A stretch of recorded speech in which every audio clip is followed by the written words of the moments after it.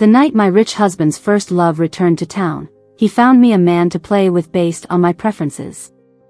And that man happened to be the guy I had a crush on in high school. When the first love called to brag, the man beside me grabbed my phone and kissed me so passionately I couldn't breathe. Don't get distracted. After having 2 drinks while curled up on the couch, I heard the doorbell ring. I tightened my robe and opened the door. A gust of cold wind, mixed with snowflakes, rushed into the house. So cold. I shivered and then looked up, seeing Henry. After 7 years, he suddenly appeared before me, wearing the same black shirt from my memories. He raised the suitcase he was holding slightly and explained, "Your husband asked me to come." Husband? I was stunned for a moment, then suddenly remembered that half an hour ago, Gary had called to inform me he wouldn't be coming home tonight. "Knowing you've been feeling down lately, I've arranged a little pick-me-up for you. He'll be arriving soon." So, the pick-me-up Gary referred to was a man. How generous of him. It was very cold outside. The melted snow on Henry's lashes had turned to ice. I quickly pulled him inside. "Come in." But he really came in. Looking down at my thin silk nightgown under the robe, I could feel my face heating up. Standing awkwardly by the door, the atmosphere was stiff. Until he broke the silence, "Where's the bathroom?" I was startled by his directness and replied with a cough, "That way." How absurd. Still blushing, I pointed the way. Henry paused at the dining table, glancing at the cold dishes and the cake in the middle, and asked, "Birthday?" "No." I pressed my lips together, "Wedding anniversary." Today was the 5th anniversary of my nominal marriage to Gary. Simon had arranged the food and cake. But Gary didn't come home. Because his first love returned today. Henry continued into the bathroom. I followed. The mention of the pick-me-up made me suddenly nervous. I couldn't help but glance at his suitcase. The suitcase was big, large enough to hold many embarrassing things. The more I thought about it, the more nervous I became. Until Henry bent down and opened the suitcase. He took out a wrench. I nervously licked my lips, then he used the wrench to fix the water pipe. Henry started repairing the pipe. I leaned against the door, idly scrolling through my phone. That's when I saw Carrie's new post on Facebook. Carrie. Gary's first love, who had just returned. 10 minutes ago, she had posted a we and a photo of them holding hands on a bed. The other hand in the photo had distinct joints and a familiar black mole on the ring finger. The wedding ring, usually never removed, was gone. I stared at the screen. I wanted to exit but accidentally liked the post. "How long have you been married?" Henry suddenly asked. His tone was calm, like an old friend catching up. Snapping back to reality, I softly replied, 5 years. "How's he treating you?" "Pretty well." In truth, Gary gave me a lot of money in this marriage but was stingy with any affection. Everyone said marrying someone as prominent as Gary was a blessing for me. Plus, his family had paid for my dad's life-saving treatment. So, even if Gary was distant and had someone in his heart, I should endure it. Henry glanced back at me. He didn't speak. Then the pipe suddenly burst. Henry turned off the valve, but he got drenched. His wet black shirt clung to his body, outlining his well-defined muscles. I felt a tightness in my throat, nervously rubbing my clothes, and couldn't help but grab a pack of cigarettes from the cabinet. Lighting one, the sound attracted Henry's attention. He looked at me. "I remember, you hated the smell of smoke." I was taken aback, thinking it over. "Yeah, but I kind of like it now. Life is full of regrets. Sometimes, when it's late and emotions can't fill the void, a cigarette can." Over time, I got a bit addicted. But being stared at by Henry, I instinctively put out the cigarette and went to the bedroom to find him some of Gary's clothes. "You should change." "Here." Henry took the clothes into the room and came back out wearing a set of Gary's casual wear. In my memory, Henry always wore black, white, or gray. Now in blue, with that familiar face, he looked almost boyish. I stared at him, lost in thought, my mind drifting back to 7 years ago. Henry was the boy I liked for 3 years in high school, introverted, polite, but always a bit distant. I was his closest female friend. But just a friend. I remember the only time I mustered the courage to tell him I liked him. But I stammered through it, only to realize he had been wearing headphones. Sensing something was off, he took off his headphones and looked at me, lying on his desk. What? Nothing. That time, I exhausted all my courage. Struggling back from my memories, I looked at him and felt nervous again. The words slipped out instinctively. Have a drink with me. Pointed to the dining table. There's food. Henry drank a lot with me. I've always had a low tolerance for alcohol. It was worse today. As I was reaching for some food with my chopsticks, the phone rang. Gary's flashing name on the screen was glaring. I irritably pressed the call off. He called again. I answered, and a female voice greeted me. Miss Anna, are you asleep? My alcohol-clouded mind took a moment to realize it was Carrie. She chuckled softly. I saw you liked my Facebook post. It was an accident.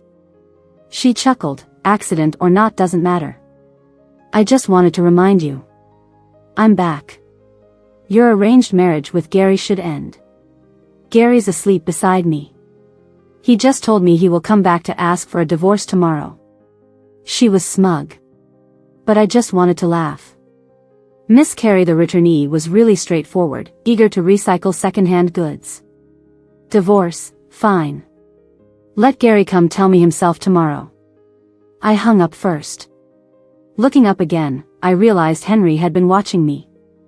No worries. I smiled and set my phone to silent, tossing it onto the table. Just a spam Callie got drunk. Henry helped me to the bedroom. His hand circled my shoulder but was gentlemanly, his fist loosely held. I closed my eyes, flashes of high school Henry darting through my mind. The aloof, handsome boy, with his restrained and stubborn expression. In my daze, I opened my eyes. I saw Henry. He was bending down, tucking me in. Henry. I squinted at him, feeling like I was dreaming. The words that had weighed on my heart for so many years, words I never dared to speak, finally came out at this moment. I grabbed his hand, feeling wronged. I don't want to be your friend. Not even a little. Above my head, I heard his response, very softly, why? My mind was fuzzy as I buried my face in his palm and answered him, word by word. Because I like you. It seemed like his body tensed up for a moment. But I was very drunk and couldn't tell reality from a dream. Henry. I propped myself up and leaned in to kiss him. I missed you so much. In that instant, it felt like a string snapped completely. Someone pulled me into their arms. Their breath was warm. Rough fingertips caressed my face. I heard Henry softly whisper my name in my ear. Anna. Over and over. That night, it snowed for the first time in the deep winter, and I clung to his shoulders in the snow, crying out in pain. I heard his shocked voice, you were married to him for 5 years. I buried my face in his chest. My ears burned. We never did anything. For 5 years, in an arranged marriage with Gary, who already had someone in his heart, holding on to his virginity. I clung to the memory of that young boy, unable to open my heart. It was a stalemate for 5 years. Finally, it was all coming to an end. I dreamt all night. Dreamt of Henry all night. When I woke up, I found myself in a man's arms. My gaze moved up in fear until it met Henry's eyes. The boy I had secretly loved 7 years ago was lying next to me. Shocked and ashamed. I slowly realized that everything last night hadn't been a dream after all the mess in the room showed the indulgence of last night. My ears burned so much I could barely speak. Henry got up and got dressed. I groggily reached for my phone under the pillow. I saw an Instagram message from Gary, sent half an hour ago. Do you still like the emotional support dog I sent you? Fell asleep drunk last night, nothing happened with her. After thinking a lot, I still think you're more suitable for me than Carrie. Grandpa's on his way to our house. I'll be back in half an hour and I brought your favorite little cake. Anna, can we start over? I stared at the series of messages, speechless. Emotional support dog? Wasn't the man from Gary? Then I faintly heard a dog's bark from downstairs. Angry and wronged. By now, Henry was already dressed, but I was still curled up under the blanket, staring at my phone in a daze. Henry bent down and asked what I wanted for breakfast and said he would go buy it. I hadn't time to reply before I heard footsteps outside the door. Gary's voice pierced through the door. Anna, you locked the dog in the yard, it's almost frozen. Saying that, the door handle gently turned down. My heart pounded uncontrollably. The handle pressed down heavily. It didn't open. The door was locked. I let out a breath of relief, thankful that I always had the habit of locking my bedroom door, even when I went to the restroom in the middle of the night. I clutched the edge of the blanket tightly, the shame of betrayal making me inexplicably nervous. There was a knock at the door. Gary's voice sounded again outside. Anna? Still asleep? I instinctively looked at Henry. He seemed not to hear, eyes downcast, casually rolling up his shirt sleeves. After rolling it up, he suddenly walked towards the door. Henry. I called to him softly, you. He turned to look at me. Divorce him, I'll marry you. I was speechless. The dream of my youth blossomed last night. Looking into Henry's eyes, the memories of last night began flooding back uncontrollably. Wait, I tightened my grip on the blanket edge. I'm not dressed yet. Henry hesitated, his gaze sweeping over the blanket covering me, unclear what he remembered. His eyes darkened. His voice turned hoarse. All right. He turned away, his back to me. I quickly dressed and took a deep breath. Just as I was about to unlock the door, suddenly I heard voices downstairs. The conversation of two middle-aged men, unusually clear in the quiet villa. It was Simon and my dad. I had planned to end this arranged marriage long ago, but still, I couldn't be caught in the act in front of both fathers, right? Anna? Gary prompted from outside. Are you done yet? Coming. I responded quickly, turning back immediately and pushing Henry under the bed without a second thought. Hide here for a while. Just a while, I promise. Taking a deep breath, I opened the door. Gary stood there with a Labrador, both looking equally aggrieved. Adjusting my clothes, I tried to push Gary downstairs, but he blocked me. Wait. He grabbed my sleeve, and just when I suspected he'd noticed something, he pushed the dog towards me. Don't you like it? He petted the dog and said, actually, it's pretty cute, give it a pat. He was so annoying. My mind was on the Henry hiding under the bed, and I was just about to pat the dog perfunctorily when it moved first. It looked at me mournfully, then raised its paw and touched me. Good dog. Gary couldn't help but laugh. Let's go downstairs. Grandpa's already there. All right. I just wanted to get rid of the two elders downstairs. When we got downstairs, Simon and my dad were already sitting on the couch. Simon was in a suit, looking hale and hearty despite his age, smiling at me. Though his smile was kind, it commanded respect. Facing Simon, I always felt inexplicably tense. Grandpa. He chatted with me for a bit, then glanced at the table, still messy from last night. Last night was your wedding anniversary with Gary, wasn't it? Gary was young before, immature, made you feel wronged, but now, this kid has realized his mistakes. This morning he called us both here to help you celebrate your birthday. Birthday? I was surprised before remembering today was indeed my birthday. It was a rare thing that Gary remembered. Distracted, I acknowledged it absent-mindedly, feeling a bit guilty as I looked at the table. Sure enough, while Simon and my dad chatted, Gary pulled me aside. Someone was here last night? My heart started racing uncontrollably. I pretended to stay calm and explained, no, I got hungry at night and used some new bowls and chopsticks to eat leftovers. One sentence turned the tables. Gary immediately looked guilty. Anna. He held my hand and quietly apologized. Last night, Carrie returned to the country, and no one could pick her up. I went to get her. I planned to take her to her hotel and come back, but I had to discuss some business at the last minute, so I called to say I wouldn't be back. Gary rubbed his eyebrow. I drank too much while discussing business last night. Listening to this lame excuse, I felt like laughing. I understand, Gary. You have a lot to deal with, and business dinners are inevitable. Gary seemed relieved. Glad you understand. I pulled my sweaty hand out of Gary's grip and smiled. But last night, I got a call from one of your business partners. Miss Carey said you fell asleep in her bed. She also said you want to end our arranged marriage and marry her. Seeing the guilty look in Gary's eyes, I suddenly felt a strange sense of satisfaction. Of course, I knew he stayed with Carey last night. And I knew what two drunk adults would end up doing. But Gary didn't know how happy I actually was when he thought I'd be alone, sadly spending our wedding anniversary. Simon was determined to throw me a birthday party. No matter how much I tried to refuse, the two of them wouldn't leave. I sat on the couch, responding half-heartedly to Simon's questions, feeling extremely worried. Henry was still under the bed. After a few absent-minded responses, I turned around, and Gary was gone.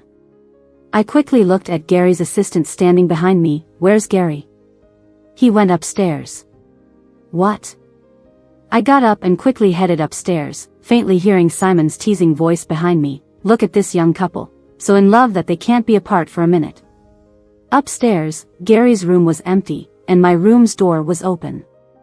I suddenly had a bad feeling. Just as I reached the doorway, the Labrador came rushing toward me, wagging its tail like it was showing off. I glanced into the room, and thankfully, Gary hadn't noticed Henry under the bed. But that silly dog had knocked over my trash can, and the litter was scattered everywhere. Gary was staring at the torn, used packets on the floor, lost in thought. He slowly looked up, his face dark. Anna, care to explain? I stared at the colorful mess on the floor, feeling a sense of shame as if my secret had been exposed. Last night was indeed crazy. Swallowing my shame, I decided to come clean. Yeah, last night. I didn't finish because suddenly Simon's voice came from behind. Anna. I abruptly stopped mid-sentence. Turning around, I saw Simon coming out of the elevator. Sorry, I just got an urgent call from work. I gotta go. Let your dad and Gary stay and celebrate your birthday. I breathed a sigh of relief. It's all right, Grandpa. Go handle your business. But Simon didn't leave. Instead, he signaled his assistant, who immediately took out a jewelry box. He opened it. The jade bracelet inside was so exquisite that even I, who know nothing about jewelry, had to gasp. This is a small token from your grandpa. Take it. As he finished speaking, Simon's eyes shifted and he suddenly saw Gary in the room, along with the scattered trash on the floor. My face flushed. I rushed to pick up the litter. A slender hand appeared in my sight. It was Gary's. With a green face and gritting his teeth, he helped me pick up the trash and threw it into the bin, whispering in a voice only the two of us could hear, Anna, you better have an explanation. 5 in one night? Were you blowing up balloons? He angrily picked up the very fitting green trash can. Just as he was about to stand up, he seemed to sense something and abruptly turned his head to look under the bed. Gary.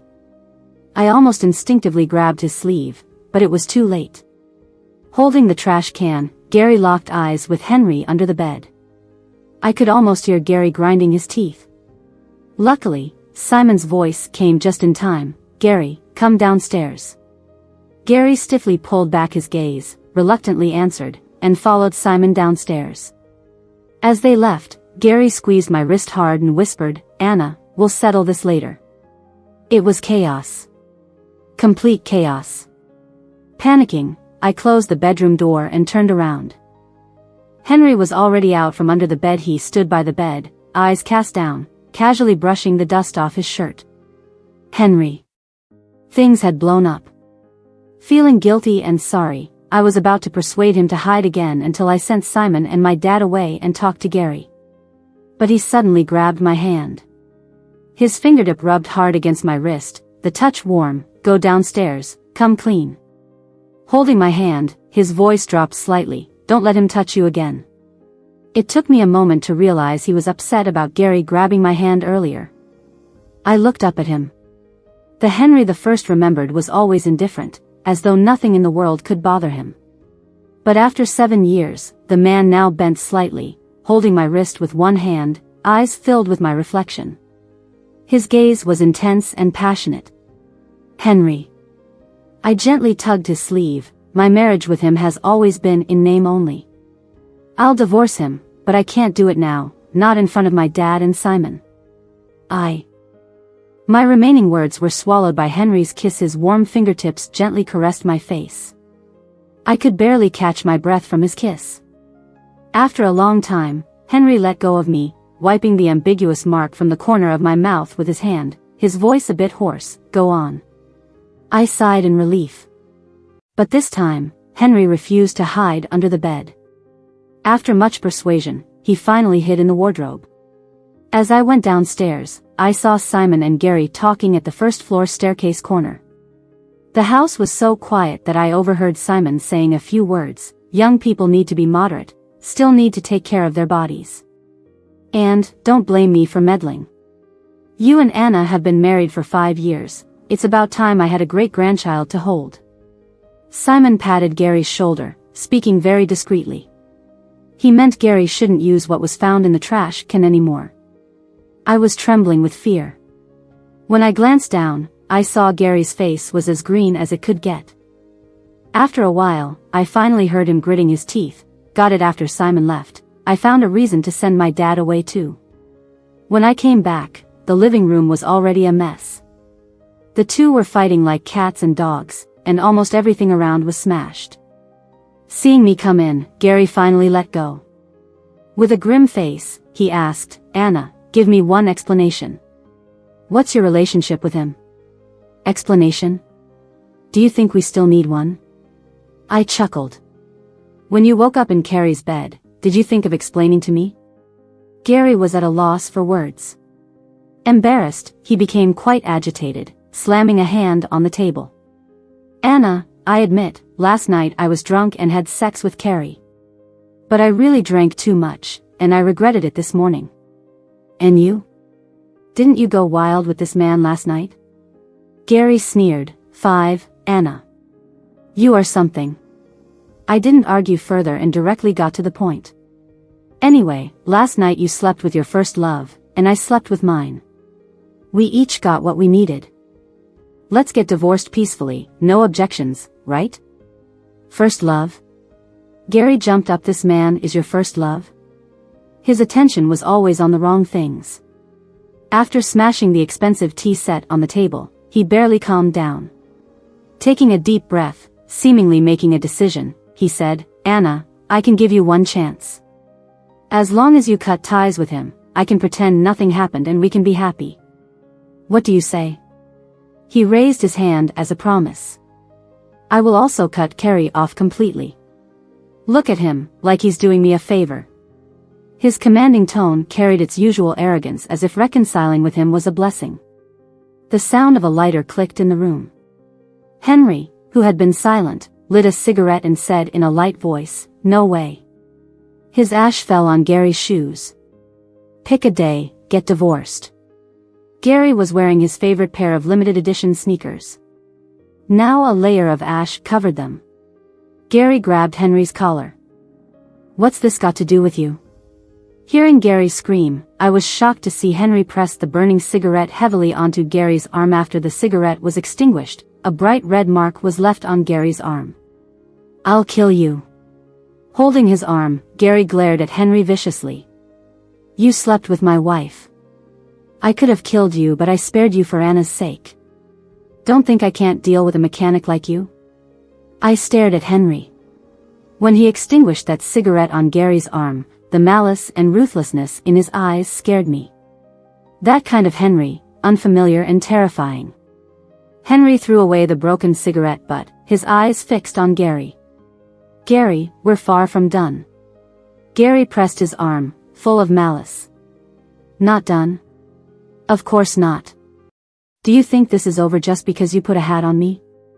Henry didn't respond. He grabbed my wrist and took me away from home. I was in a daze. It wasn't until the taxi stopped that I came back to my senses. I got out following Henry. This was an old, bustling area in the city. Henry paid the fare, pulled my hand and walked inside. He glanced at me, his voice light. Scared? A little bit. Henry didn't speak further, just loosened his grip on my wrist. I rent a place here. Let's stay for a night, okay? I nodded. I had already decided to divorce Gary. Even if Henry hadn't appeared, I had enough of this life. I was like a bird caged by Gary, unable to work, unable to get involved in the company affairs, living on his monthly allowance, dutifully playing the role of his wife. The only consolation was that Gary's women never stopped. So, he never intended to touch me and rarely came home. I followed Henry upstairs. I thought it might be humble, but I didn't expect it to be so run down. The small cramped space could only fit a single bed. The walls were covered with old newspapers. A few steps away was the bathroom door. I stood at the door for a while. Not out of disdain, but out of a feeling of sadness. In my memory, Henry had always been the most dazzling boy of our youth. He had good looks, and even in our dull high school days, he always stood out among the crowd. He was forever the top student. Even though we lost touch for 7 years, I always believed Henry was shining somewhere. I never thought he would fall to such a state. Lost in thought, my shoulder warmed as Henry gently patted it. Can manage for a night? Sure. I nodded quickly. Actually, I wanted to say I had money. We could rent a better place, but I swallowed the words. My money came from Gary. Using it on Henry felt like defiling him. That night, Henry and I squeezed onto the narrow single bed. I curled up in his arms, listening to his heartbeat. A dream of 7 years suddenly became real. I couldn't help but hug him tighter. Henry. I couldn't hold back and asked, these 7 years, where did you go? Why did you cut off all contact? 7 years. What had the once proud genius gone through to end up as a mechanic? To my question, there was a long silence. Henry's breathing grew heavier. After a long while, he spoke. Instead of answering, he asked a question. What's your impression of me? The question was baffling. But I gave it some serious thought. Smart, excellent, gentle, proud. I tried hard to recall every detail of Henry over the years, but words seemed so inadequate compared to the real Henry before me, capturing less than a fraction of my memories of him. I spoke at length, showering him with fond recollections. But Henry didn't seem pleased. His hand on my waist tightened, his voice hoarse. Just if, one day you find out that I'm entirely different from your impression, would you be disappointed? As he asked, he looked at me. The moonlight outside reflected in his eyes, warm and bright. My heart softened. I buried my face in his shoulder. No. I'll still like you very much. During the 7 years he disappeared without a trace, and the 5 years I was forced to marry Gary, I never stopped feeling this hopeless affection. Never. Gary went crazy looking for me. He even held a press conference, confessing to me in front of everyone. He painted himself as a husband who had made his wife angry and stared deeply into the camera. Anna, come back. 5 years into our marriage, it was the first time the public knew my name. Gary's press conference to win me back instantly went viral. The name Anna became synonymous with being a lucky woman in everyone's eyes. I'm so tired of the word envy. I just want to know, what kind of woman can throw a tantrum at Gary and not feel a bit thankful? That last comment got over 30,000 likes. The comments section was full of mixed reactions, including some nasty ones about me. I watched Gary's press conference and saw the trending news. How did I feel about it? I just felt uncomfortable lying in Henry's arms while scrolling through the trending topics. His abs were too hard, kind of poking me. But a few days later, Gary still couldn't find me and publicly posted a video saying he was taking my dad on a trip. He said it was a trip, but it was actually a veiled threat. That night, I called Gary and arranged to meet him the next day to clear things up. I was just taking a break for a few days, but since we weren't divorced yet, and even without Gary threatening my dad, things couldn't just drag on forever. The next afternoon, Gary arranged for us to meet at a restaurant I liked. When I arrived in the private room, Gary was drinking. The faint scent of the drink mixed with aromatherapy was not pleasant. He put down his glass and tried to hold my hand, but I avoided him. Gary's hand hung in the air, hesitated, his fingers tightening quietly before he slowly pulled back. He gave a bitter smile. Do we really have to end up like this? I looked at him silently, not wanting to answer such a childish question. Gary lost the stare down first, giving a bitter smile. Sit down. No matter what, we have time for a meal, right? I sat across from Gary. He poured himself another drink and downed it. Anna. Actually, I admit, agreeing to marry back then was partly because Simon forced me, and partly because you and Carrie are a bit alike. He took a sip. Because I always saw you as Carrie's substitute, I felt I couldn't face you and didn't want to touch you. It always felt like touching you was a betrayal of my feelings for Carrie. I couldn't hold back, interrupting. So, sleeping with other women isn't a betrayal to Carrie? Gary chuckled. Those were just outlets, they didn't matter. You keep your body and mind separate fairly well. Gary wasn't a heavy drinker. After half a bottle by himself, he came to sit next to me, without asking, trying to grab my hand. Anna, actually, I'm someone who warms up slowly. Honestly, I've been with many women over the years, but only Carrie touched my heart. I always thought I couldn't live without her, but when she told me she was coming back and that I should divorce and marry her, I found my first reaction wasn't happiness. The thought of divorcing you and spending my life with Carrie felt suffocating. I pushed his invading hand away. Gary, do you know what those feelings are called? He shook his head, tentatively asking, bipolar disorder? No. I sipped some tea. It's just being an asshole. Gary's expression froze. I think I'm an asshole too. That night, I went to the airport to pick up Carrie, intending to break things off with her, but as soon as I mentioned it, she started crying and begged me to have a drink, and I agreed. Later, we drank too much and I really regretted it the next morning, truly. Gary rambled on and on, putting me to sleep. Suddenly, he pulled me into his arms and said, Anna, I can overlook what happened that night. I won't see Carrie again. Can we make up, please? His hand on the back of my head rubbed roughly, asking, were you angry with me that night because I didn't come back for our anniversary? I struggled a bit but couldn't break free. In the chaos, I grabbed the water cup on the table and smashed it down in a panic, a muffled groan. There was blood. Luckily, not much. Gary let go, holding his forehead. Anna, haven't you had enough? You had an affair with another man in our home. I forgave you, even gave you a way out publicly. You've hit me, cursed at me. What more do you want? Divorce. Impossible. Gary pressed his wound, his tone fierce. I will never divorce you. The conversation was going nowhere. I grabbed my phone and walked out. At the door, Gary's voice called behind me. Where are you going? Back to that shabby rented place of his? What's so great about that repairman? I quickened my pace and left, closing the door behind me, cutting off Gary's voice piece at last. Then, my affair with Henry suddenly got exposed online. In the video, Henry and I walked into a slum area, with him carrying heavy plastic bags in one hand and holding my hand tightly in the other. Another video showed Henry holding me close while we took shelter from the rain. The background was the dirty, run-down walls of the slum. Anna's affair with the repairman quickly topped the trending charts, while hashtags expressing sympathy for Gary were also trending.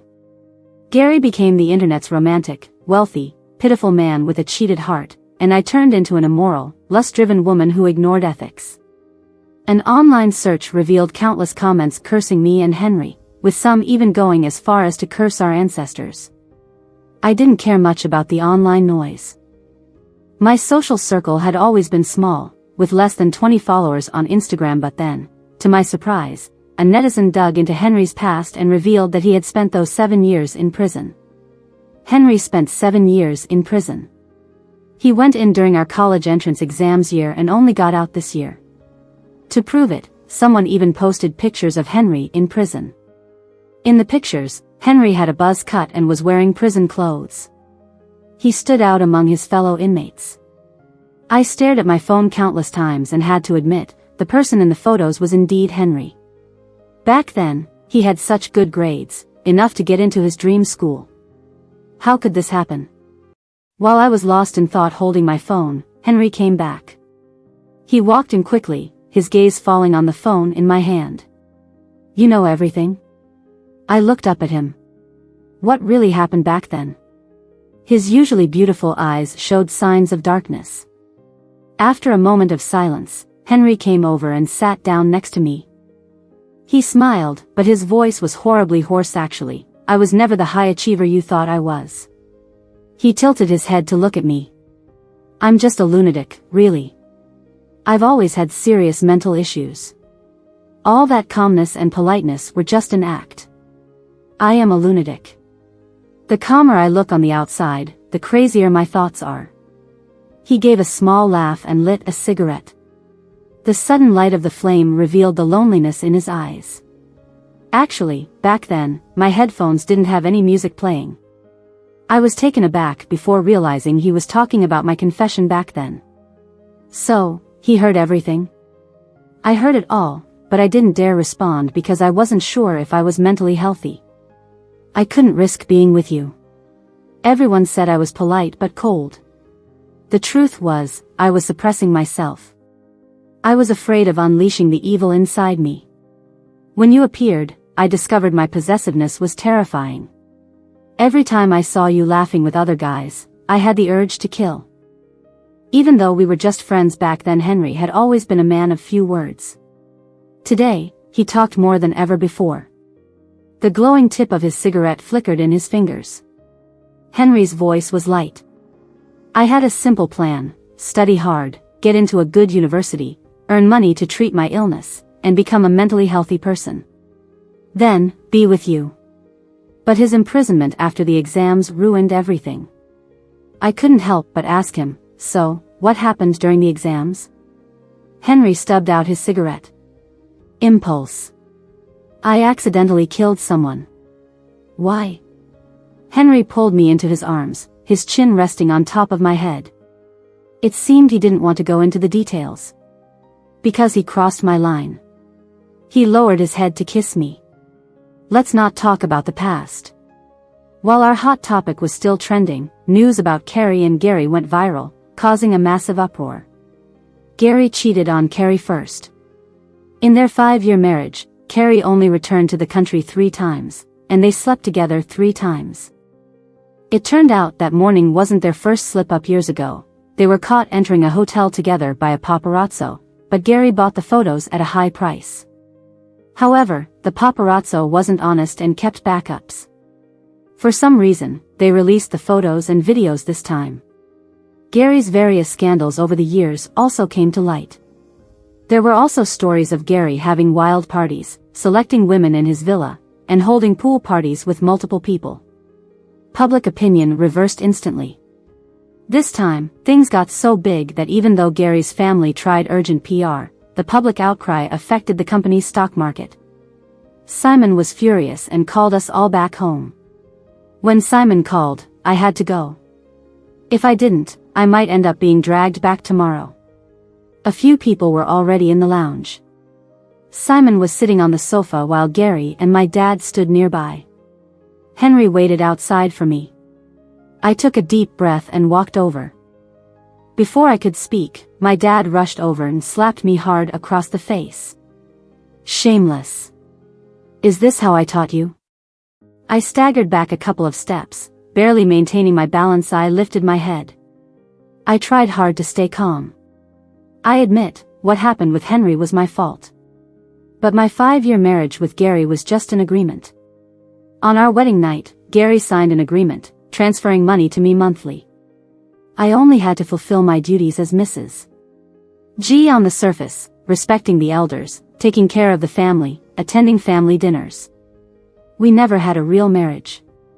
Gary played around outside for 5 years, cheating countless times. This marriage was dead in name only. "Shut up." My dad pointed at me. How could I raise such a shameless daughter? Even if Henry slept with 800 women, it's his right. But you, no.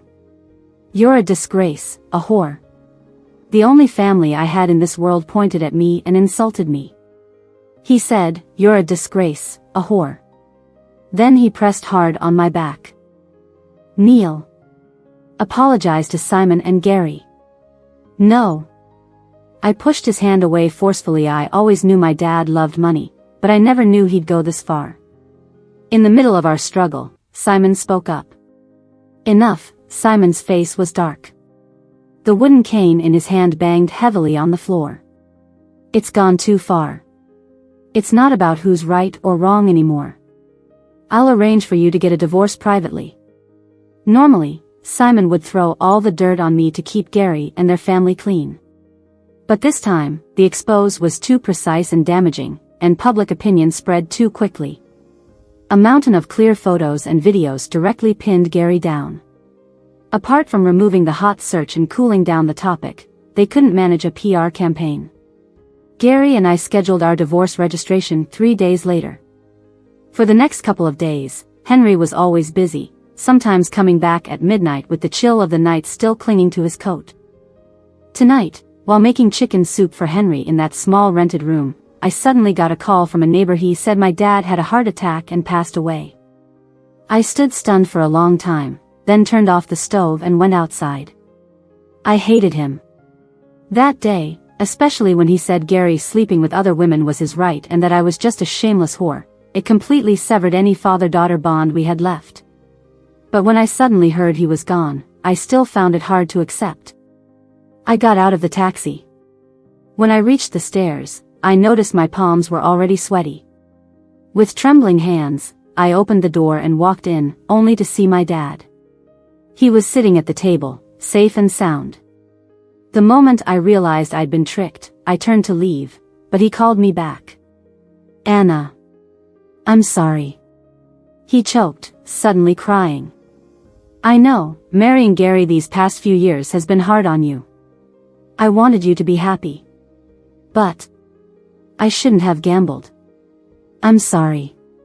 He suddenly started slapping himself hard.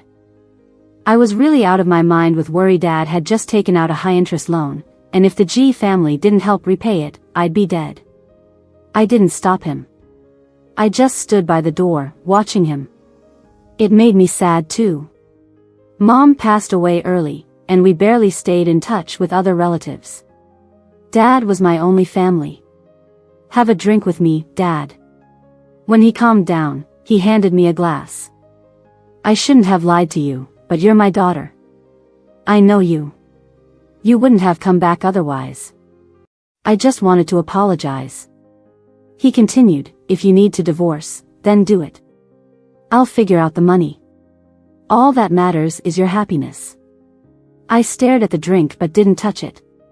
"How much debt do you have?" "I have some savings." "No need."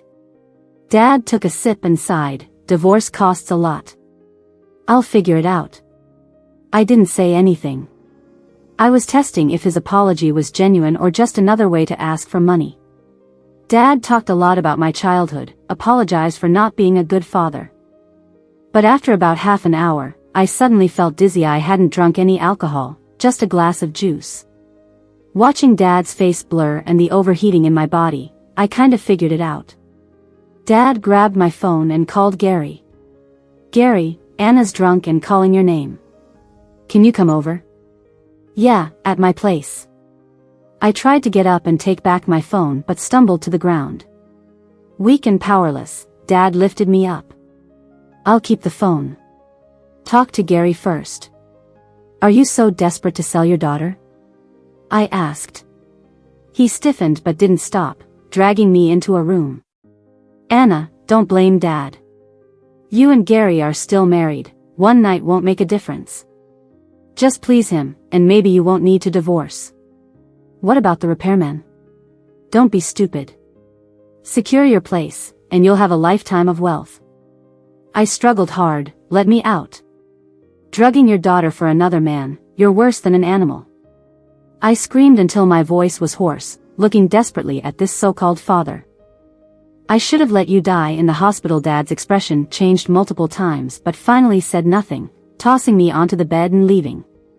With a loud bang, the door slammed shut. It was so hot. Shameful heat overwhelmed me, leaving me weak.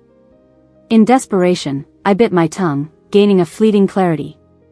Dragging my limp body to the door, I found it locked. Outside, Dad's voice came, "Gary's almost here. Listen to Dad, Anna. Marrying into that family is a blessing. Let him have his fun as long as he gives you money regularly. Nothing else matters." It was the 16th floor, the window was no option. Facing the locked door, I felt only despair. To stay awake, I scratched my hands until they bled. Dad had prepared well, there wasn't anything sharp around.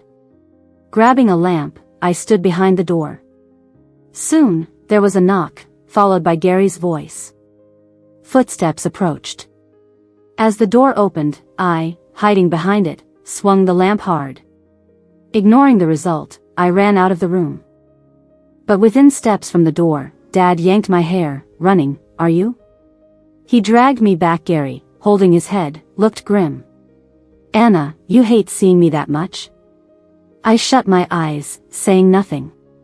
Tied up, I was immobile, unable to consider what was next. Dad left and closed the door. Gary removed his jacket, bending over me. I smelled alcohol. Even with my eyes closed, I felt his heated gaze.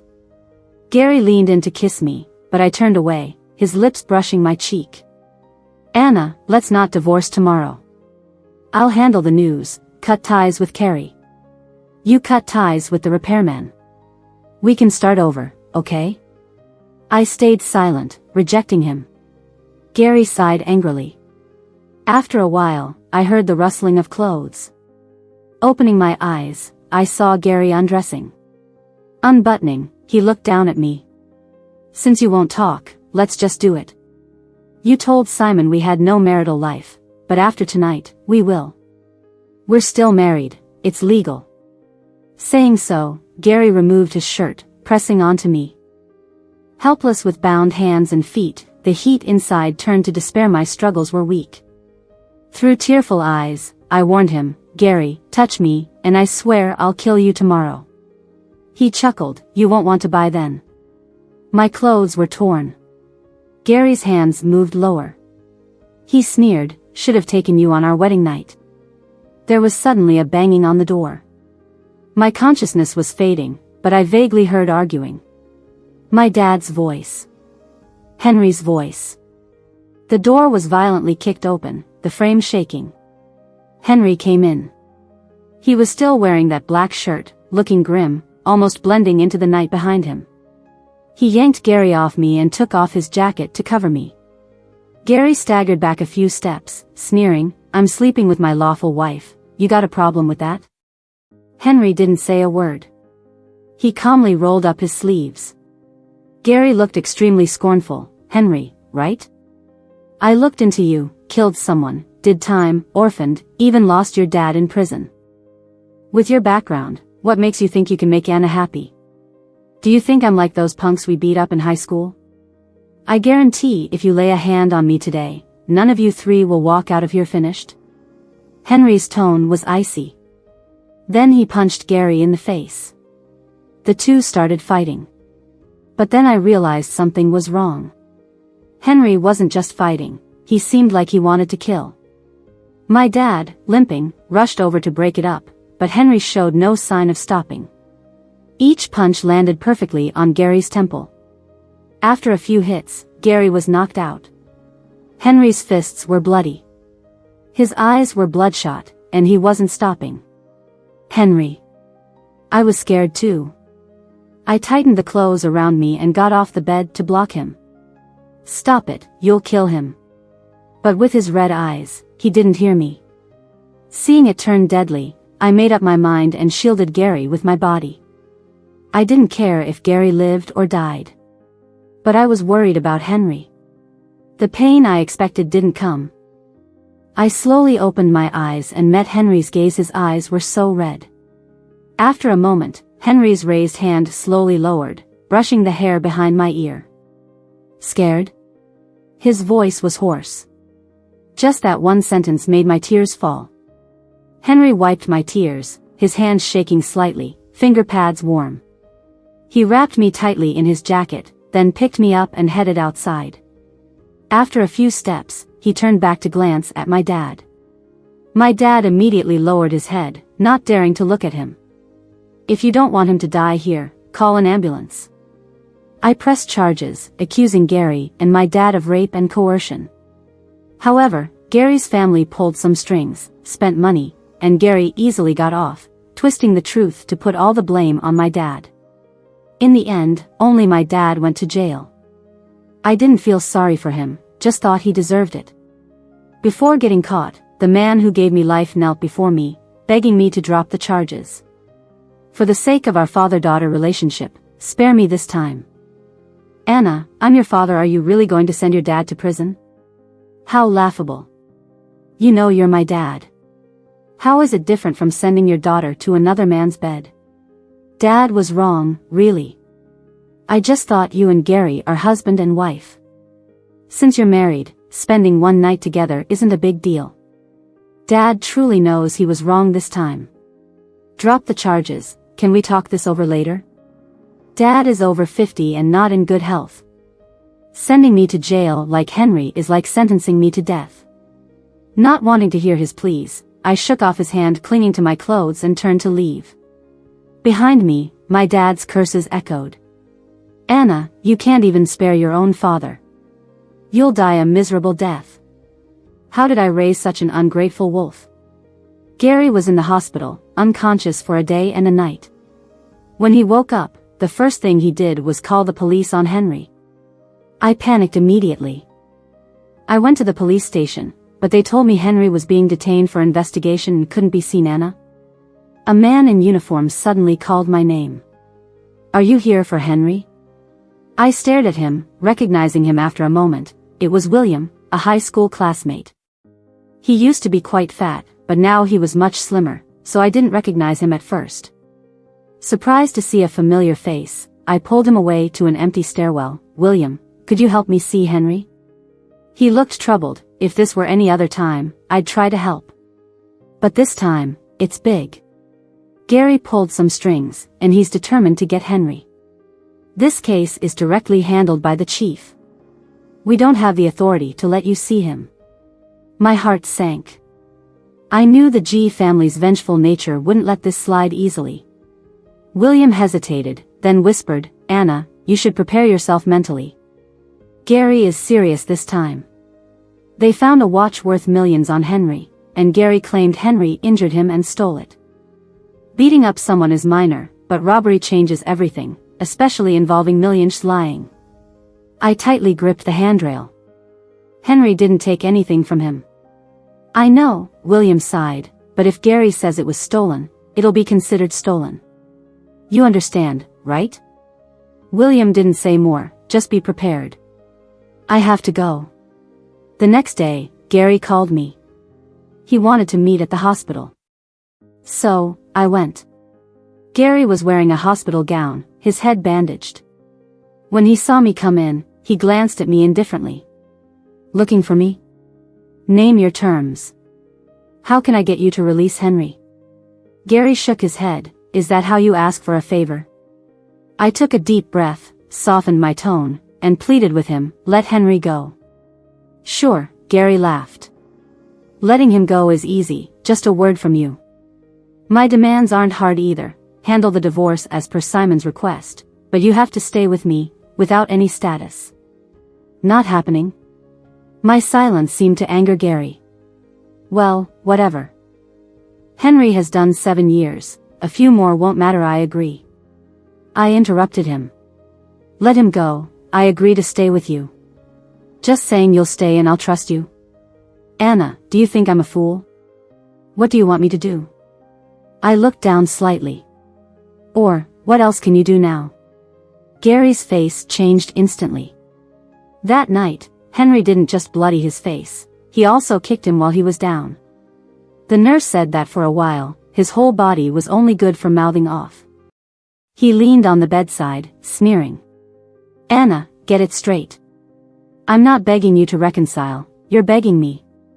If I'm unhappy, Henry will rot in jail forever. I said nothing. Gary sneered at me, seemingly satisfied with my concession. Come here. I hesitated before obeying. Say you love me. I said those 3 words expressionlessly. Gary pushed further, kiss me. I frowned, struggling internally. Until my wrist was grabbed, Gary pulled me close. Didn't you say you'd stay with me? Can't even kiss me? After a moment of silence, he suddenly shoved me down and kissed me. Unfamiliar touch and breath made me instinctively resist. Before I could react, I slapped him hard. Gary pressed his tongue against his cheek, cursing quietly. Smack. He slapped me back twice, very hard. I clenched my fists, enduring it, even thinking for a moment about dragging him down with me. But if I did that, Henry might never get out of jail. I owed Henry too much. I had to save him. I took a deep breath and forced down my temper. Gary's sneering voice echoed in my ears. Really think you're still Anna? Once I'm done with you, you're nothing. 3 days later, Henry was released. But Gary kept me locked up in the hospital room with him, 2 bodyguards at the door day and night, no way out. My phone was taken away too. While feeding Gary pears by his bed, I suddenly saw Henry outside the door. He was wearing a black shirt, frowning at me through a glass window. Henry. I ran to the door, but Henry had already left. I opened the door to chase him but was blocked by the bodyguards outside. Looking again, Henry had walked away. I stood at the door, then went back to find Gary leaning casually by the bed, watching me. Couldn't catch up. Well, he should know if he has any smarts. If he doesn't want to go back to jail, he shouldn't see you again. Anna, you need to know, not many people are truly in it for love, especially men. He speared a piece of pear and shoved it into my mouth. You'll see, I can give you way more than that mechanic can. Gary sometimes purposely troubled me, insisting on food from different stores and making me go get it. But to prevent me from leaving to find Henry, bodyguards followed me everywhere. One afternoon, going downstairs to get him noodles from a hospital-side shop, I ran into an old acquaintance in the lobby. Fiona. A girl who used to lead the bullying against me in school. She was fully made up, wearing bright red, and appeared right before me. Anna, long time no see. Her face merged with the arrogant image from those dark memories. I frowned, planning to ignore her.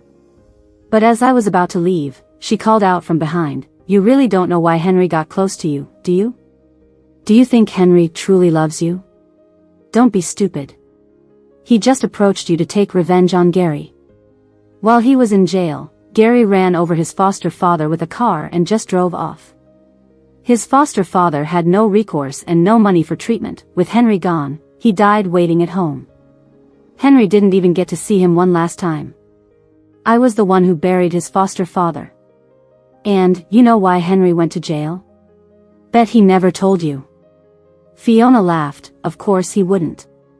It's because of me.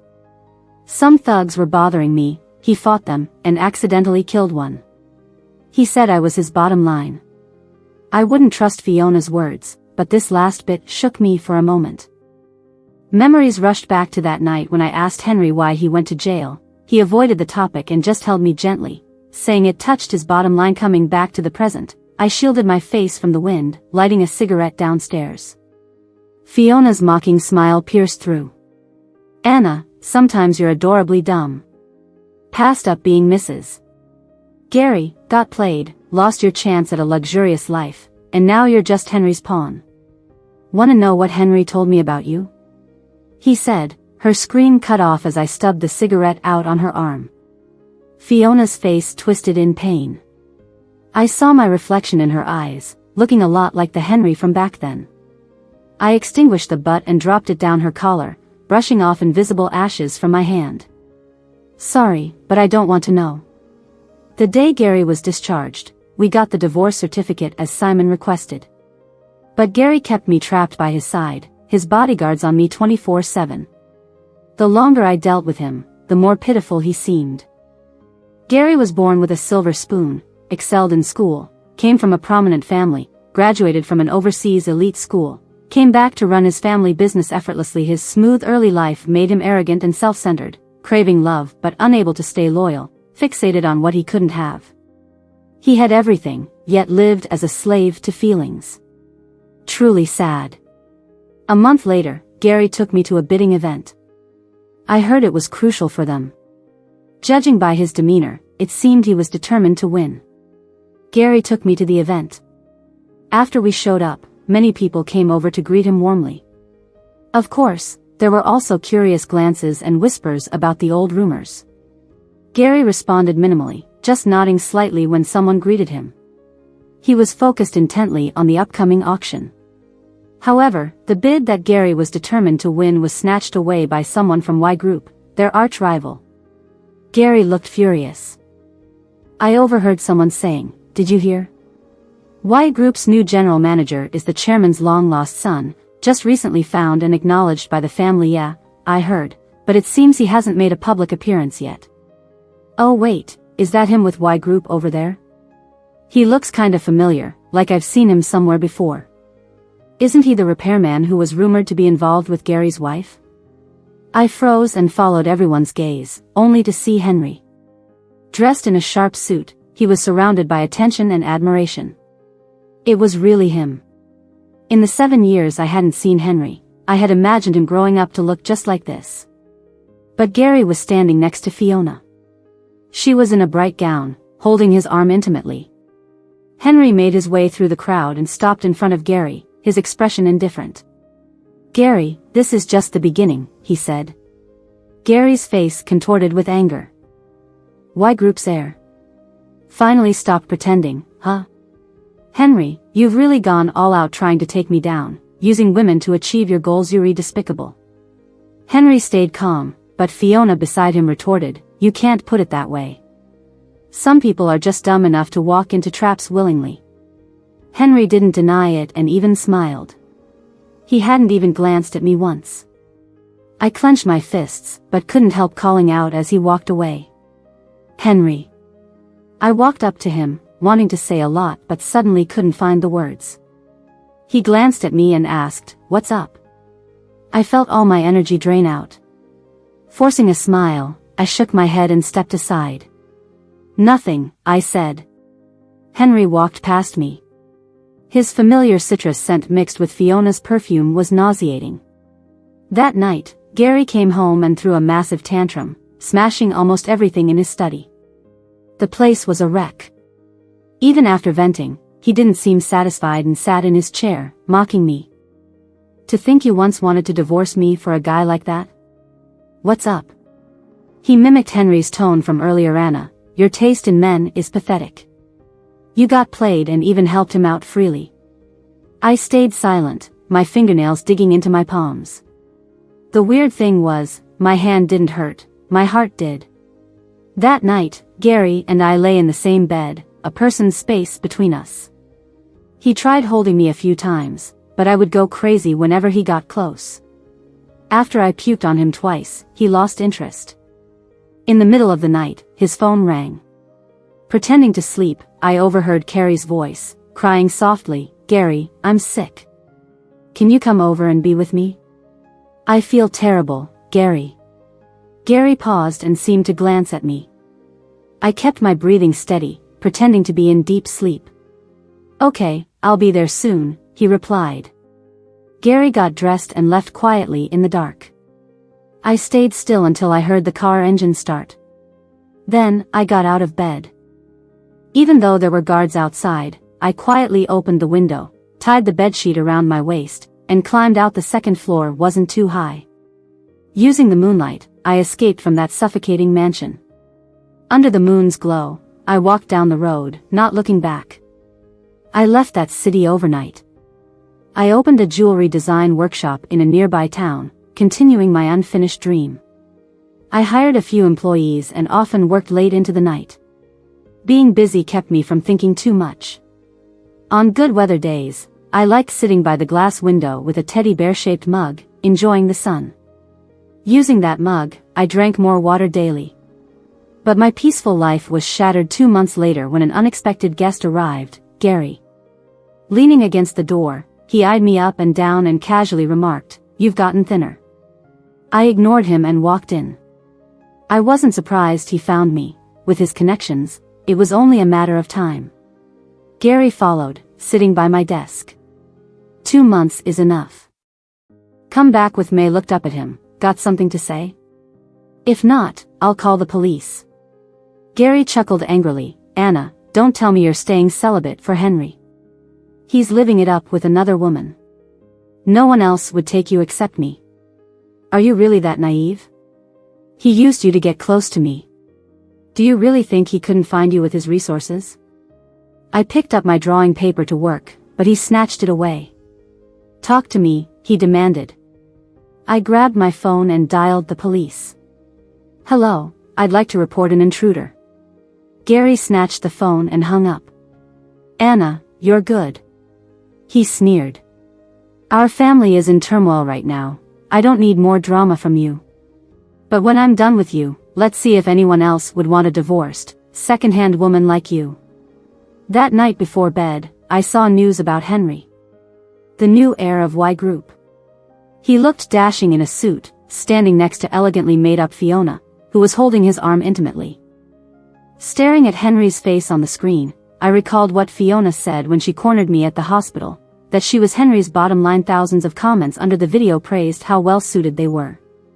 Here and there, a comment would mention how I, Anna, and Henry had seemed a better match, but those were quickly drowned out. I turned off my phone, washed up, and went to bed. Got to sleep early. I have to hand in a design tomorrow. Nothing else matters. I'm not the type to follow news much. Occasionally, I would see some local finance news. Everyone talks about the battle between two companies, Gary's company and Y Group. Anyone with eyes could see Gary and Henry were almost at a do-or-die situation. Judging by the current trend, Y Group had the upper hand. But I wasn't interested in business matters. To me, a great design was more important than any of this. What I didn't expect was for Gary to come to me for help. Anna. Gary cornered me outside my studio. He looked exhausted, dark circles under his eyes from the months of clashing with Henry. He hesitated, but then gritted his teeth and said, "Can you help me? Go ask Henry for a favor. That guy's a lunatic. If this keeps going, both companies will go bankrupt." Honestly, seeing Gary like this made me want to laugh. And I did crack a smile. Sorry, I pushed his hand away. I can't help you. You know I've cut ties with Henry. He won't even see me.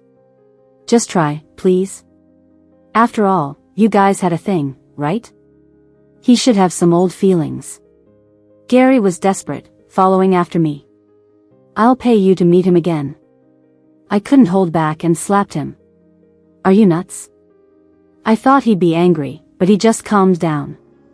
After a moment, he sighed, I really regret getting involved with that maniac. His phone rang. His expression changed as he answered, then he hurriedly left. After that, I didn't see Gary anymore. Soon after, during lunch break, I was watching videos on my phone when I saw local finance news stating Gary's company was declared bankrupt. I looked up at the cloudy sky. The weather's changing. Not long after, Gary was sent to jail for tax issues. With companies like his, problems were endless, and Henry had strong evidence and background. Gary stood no chance. Recently, my design won first prize in a competition. The prize money wasn't much, but it meant a lot to me. But just when I was the happiest, I got a call. Someone passed a message from Gary, who was in jail. He wanted to see me. Said he had something to say. I replied politely, let him think about it. Then I hung up. I felt even better. The next day, I treated my employees to lunch. Returning to the studio, someone blocked my way. Fiona, eyes red, stared at me. She wasn't wearing makeup, so it took me a while to recognize her. Gary's in prison, and the police are after me. Happy now? She snapped. I let the employees go upstairs and looked at her, puzzled. What does the police chasing you have to do with me? Don't pretend. Anna, don't think you won. You're just a used-up whore. Forgot some things? Let me remind you. Before she could finish, I heard faint sirens. Her face changed, and she tried to run, but I grabbed her. Holding her tightly, I shouted, "Over here." Fiona was taken away. I still didn't know what crime she committed. Just then, a shadow covered me. I looked up to see Henry's face. He smiled at me. I smiled back. Henry hugged me, resting his chin on my shoulder. Sorry for the wait. I could smell the familiar citrus scent, without the overly sweet perfume. I hugged him back, sounding a bit whiny. It's been really long. Henry never told me his plans. Never contacted me. But at that bidding meeting, we exchanged a glance. Without a word, we understood each other. I chose to trust Henry. So, I ran away from Gary, set up a studio in another city, and quietly chased my dreams. I knew Henry had a plan I couldn't help, so I played the role of the abandoned girlfriend, not causing him any trouble. Henry hadn't seen me all this time. Yet, I once won a bear-shaped water bottle from a nearby restaurant. The same as the one he gave me in high school. It was my favorite. Using it, I drank more water daily. I also got a bear plushie from the nearby flower shop, the same one Henry said looked good when we shopped together. Henry held me close. Have you been well? Yeah, I eagerly shared. The studio's revenue increased. We have more employees. My design won first prize. Henry listened patiently. Until I suddenly asked, why was Fiona arrested?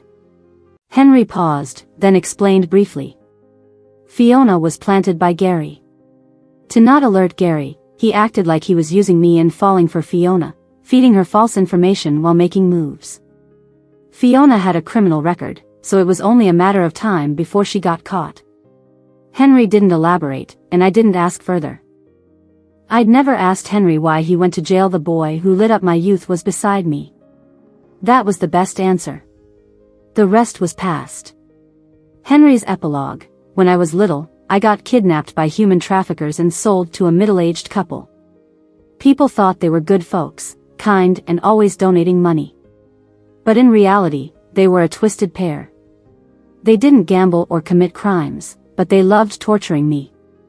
I wasn't their only victim. They adopted 6 kids altogether. Everyone thought they were the neighborhood saints. But countless nights, that dark basement shut away our pain and struggle. Thankfully, a car accident took them away, and the 6 of us went back to the orphanage. Later, I got adopted by a man. He was poor but kind-hearted. Even though he gave me lots of love, he couldn't heal the scars of my childhood. I guess I'll spend my whole life trying to heal from that dark and difficult childhood. In school, I was always the top student. Everyone said I had good looks. I was always polite, but inside, I was suppressing my rage and madness, keeping a safe distance from everyone. I was scared. Scared I couldn't control my issues and would become like the people I hated most. Then I met Anna. She was gentle and lovely, like a light in my dark world. But the more I got to know her, the more scared I was of myself. Even as just friends, my possessiveness over her was terrifying. Whenever I saw her laughing with other guys, I almost lost control a few times. I was terrified of hurting her. Yet, she took the initiative to befriend me. She even confessed her feelings for me once. She thought I didn't hear, but my headphones weren't playing any music that day. I heard her. But I chickened out. I pretended not to hear and asked her what she said. As expected, she blushed and said it was nothing. I was really regretful that day. But I soon got over it. I decided to get into a top university, make money for therapy, and then proudly tell her that I heard it. And that I liked her too. I did great on the college entrance exam. But things didn't go as planned. One night after the exam, I got a call from Anna while I was showering. She sounded terrified, asking for help. In that instant, my blood rushed to my head. I anxiously asked where she was. It was noisy on her end, but I caught her saying park. There were 3 parks in the city. When I called back, the phone was off. I forced myself to stay calm, called the cops, and rushed to the park closest to school. But I bet wrong. Searched this park top to bottom, but no Anna. Then I went to another park. I found her in a secluded corner. She was with a guy with dyed yellow hair. I couldn't describe how I felt at that moment. That pure image I held of her was tainted. She cried, calling my name. I don't remember what happened next. I just remember, when reason returned and the sirens blared, that guy was on the ground, lifeless. When the cops held me down, I broke free, took off my jacket, and draped it over Anna. I ruffled her hair and said, "Don't be scared, I went to jail for manslaughter." But I worried about Anna. Before my sentence, I heard from my adoptive father that Anna lost her memories of the events after the exam due to the trauma. She forgot. That was good. She was always pure. The unclean one was that jerk, and those memories should be forgotten. I felt relieved but still worried she might miss me. So, I asked my adoptive father to move away and cut ties with everyone who knew me. Let me disappear from her world. Don't let her know I went to jail. I didn't want to let her down. My adoptive father agreed. He was always a soft-hearted man. But that good man got in a car accident in my 5th year in prison. The other driver was a rich kid. Despite being wealthy, he only compensated a paltry amount. My adoptive father, nearly 70, waited at home to die because he couldn't afford treatment. He wasn't found until nearly a week after his death, discovered by a neighbor. On the day I got out, I swore I'd avenge him. I was supposed to serve 11 years. In my 7th year, a pair of strangers visited, saying they were my biological parents. They encouraged me to cooperate for a reduced sentence. 7 years, 3 months, and 5 days later, I was released. I knew my biological parents were wealthy. But only after getting out did I realize just how rich they were. I was their only child. They never stopped looking for me after I got kidnapped and didn't have another child even at the risk of losing their fortune. This warmed my heart. But I couldn't forget my adoptive father's death. I decided to make Gary pay. I didn't want his life, I wanted him to live a miserable life. But before I could be sure, I didn't want to involve my parents. So, I rented a place in a poor part of town and replaced the repairman scheduled to go to Gary's house. I didn't expect Anna to open the door. Anna, who never appeared in public, was there. All my preparation went out the window when I saw her. So many things happened that night. Anna fell asleep, but I didn't forget my goal. I went to Gary's study, read through all his files, copied his computer data, and planted a bug. Watching her peaceful face, I felt only guilt. I needed to avenge that poor man, but I couldn't tell Anna my plans yet. Later, gathering evidence against Gary. Anna got drunk by her monstrous father and sent to Gary. 7 years later, I almost lost control again. Revenge, plans, everything flew out of my mind. Seeing her terrified face brought back all the memories I avoided. I only thought about killing him. That night, Anna pulled me back from the brink. She hated Gary but shielded him with her body. I knew she feared for my safety. With a soft heart, reason returned instantly. I tucked her loose hair behind her ear and silently vowed to bring Gary down and find proof that Fiona orchestrated the previous incident. I wanted revenge on everyone who hurt her. Eventually, I succeeded. Gary went to jail, so did Fiona. That yellow-haired guy was under her orders. She'd confessed to me multiple times in high school. Near the college entrance exams, she peeked at my diary and learned about my feelings for Anna. When Fiona was caught, Anna asked why she was imprisoned. I only mentioned her taking Gary's money and being his pawn, not the rest. I hope she never, ever finds out about that. Anna's epilogue, actually, I recalled those unbearable memories after the college entrance exam.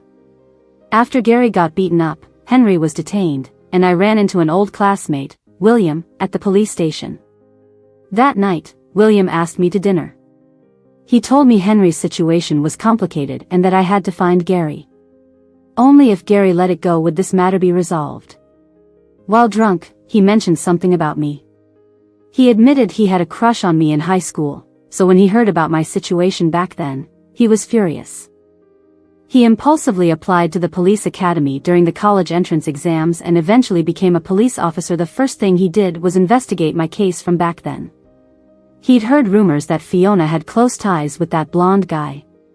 He suspected that Fiona had orchestrated everything, but he lacked the power and evidence to confirm it, especially since so many years had passed.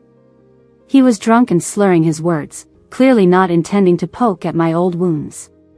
But little did he know, I had already forgotten about those memories. I stumbled home in a daze. That night, I endured a series of nightmares. When the nightmares ended, I vividly remembered the horrors of the past.